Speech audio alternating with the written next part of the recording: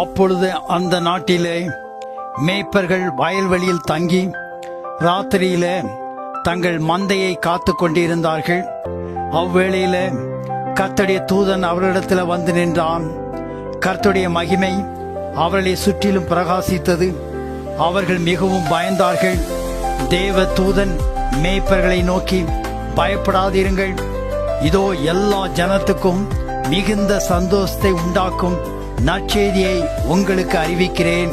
இன்று கர்த்தராகிய கிறிஸ்து என்னும் இரட்சகர் உங்களுக்கு தாவீதின் ஊரிலே பிறந்திருக்கிறார் என்றான்.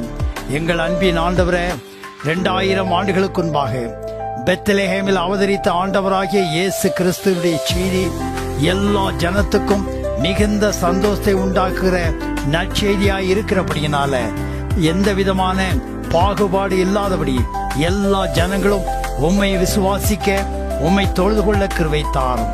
நம்முடைய கர்த்தராகிய இயேசுவுடைய கிருபையும் பிதாவுடைய அன்பும் பரிசுத்த ஆவியனுடைய ஐக்கியமும் சந்தோஷமும் சமாதானம் அனைத்து மக்களோடு இன்றும் என்று சதா காலம் இருப்பதாக. ஆமென்.